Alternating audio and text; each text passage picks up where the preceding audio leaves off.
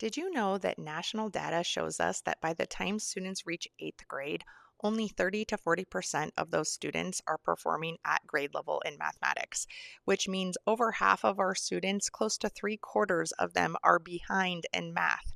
So if you feel like somebody who, I can't do math, I don't know how to do math, and this is too hard, you're not alone. There is an overwhelming amount of students who are feeling behind in math.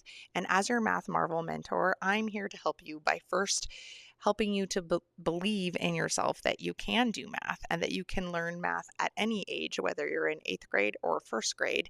And the way that we learn is by making connections and by understanding how to do something and why we're doing it. And a lot of the times, providing visual representations or multiple strategies really helps with that how and the why. We're not just simply memorizing steps, we're making sense of the math by making connections between the two. And that's what we're going to be doing today when we're looking at solving ratio problems using a double number line. A double number line is one of many different strategies that we can use to solve ratio problems. It helps us to make sense of creating equivalent ratios because it gives us a visual representation of those ratios. Now remember that a ratio is a comparison between two different amounts, and our double number lines are going to help us to maintain that equivalency as we solve our problems. So we're going to do a couple problems together, and then I'll have you try one on your own, so make sure you stick around till the end so you can show what you know.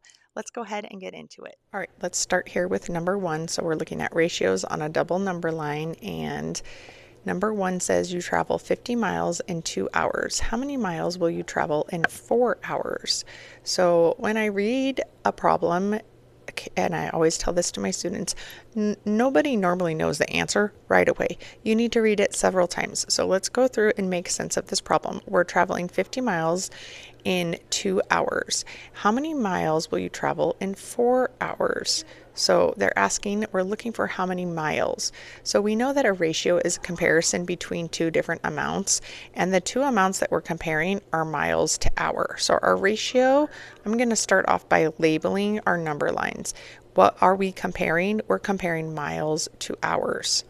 Okay, and then let's identify the ratio that we're given. The ratio that we've been given is 50 miles for 2 hours. Okay, and so then now we want to know how many miles will you travel in 4 hours. So I am going to add some hours in here. We have 1 hour, 2 hours, 3 hours, 4 hours. And really what we're doing with a double number line is we're creating multiple sets of equivalent ratios. Our first set of equivalent ratios is what we're starting with. Our first ratio is 50 to 2. So now I want to make sense of this. So there's a couple different ways we can do this. We're going to start off by finding our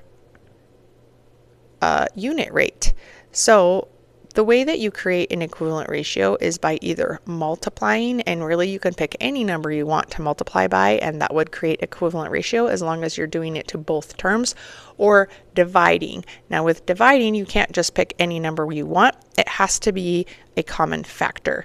Okay, and so with 50 and 2, they have a common factor of 2. So we are going to divide both of those terms by 2. And 2 divided by 2 gives us 1. And the reason why we're dividing by 2 is I want to know what it is per 1 for 1 unit. Then 50 divided by 2 gives us 25. So now I know that in 1 hour I would travel 25 miles. So then in 2 hours that would mean I'd be at 50 miles. So in 3 hours, what would it be at in 3 hours? So we could make sense of this structure in several different ways, but one is that for every 1 we add 25. 25 plus 25 gives us 50, so 50 plus 25 would give us 75, and then 75 plus 75 would give us 100. Okay, so we would know that in 4 hours we would travel 100 miles. Okay, so we just made sense of our problem by using this double number line, which provides a visual representation for us to see that 50 to 2 is an equivalent ratio and 25 to 1 is equivalent ratio.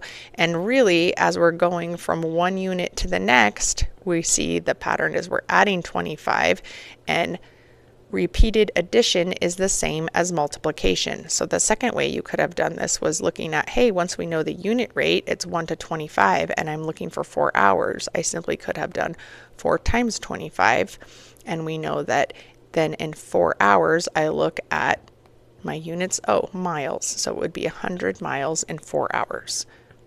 Let's do number 2 now. So we're going to read the problem. Bananas cost $1.25. I don't want the eraser, I want the highlighter. The bananas cost $1.25 per pound. What is the cost of 4 pounds of bananas?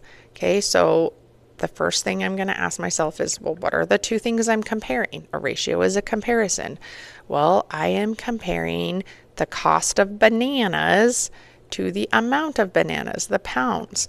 So we're going to label, we're comparing dollars to pounds, how much it costs to how much you're getting, the amount that you receive. And then we're going to identify the first piece of the ratio that we know. So bananas cost $1.25 per pound. And we know that word per helps us when we identify a unit rate. It means per one. For 1 pound, it's $1.25. So that's our very first ratio. 1 pound is the cost, $1.25. And that is a sad looking one, so let's fix that. Okay, 1 pound is $1.25. So I would want to know 2 pounds, 3 pounds, 4 pounds. Okay, $1.25. So now that we know we're looking here for 4 pounds, the cost of bananas, just like we did on number 1, now that I know what the unit rate is, I could simply do $1.25 times 4. Okay, and so we have 4 times 5 is 20, carry the 2, 4 times 2 is 8, plus 2 is 10, carry the 1, 4 times 1 is 4, plus 1 is 5.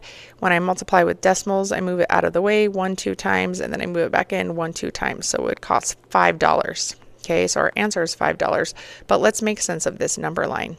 Okay, I could do repeated addition. So for 1 banana, it's $1.25. So 2 bananas would be $2.50. And then 3 bananas, I would add $1.25 to $2.25 would be $3.75. And then I can check my work. Is $3.75 plus $1.25 equal 5? Yes, it does. 75 plus 25 is $1. That's $4, and then it's $1.25, so one more dollar gives me 5 full dollars. So our answer to number 2 is $5 for 4 pounds of bananas. All right, on number 3, you try it. So number 3 says a recipe uses 2 eggs for every 5 cups of flour. How many eggs are needed for 15 cups of flour? So remember, what are we comparing? Eggs to flour. So identify the ratio that you've been given and then use that to make sense of your patterns with your double number line. What would that be? How many eggs would you need for 15 cups of flour? Make sure to leave your answer in the comments below. Today we learned how to solve ratio problems using a double number line. Now, if you're wanting more practice, I have 2 things for you. First, you can check out the link below to a video where we have a full-length tutorial and we spend a little bit more time going over vocabulary and looking at multiple strategies for solving ratios.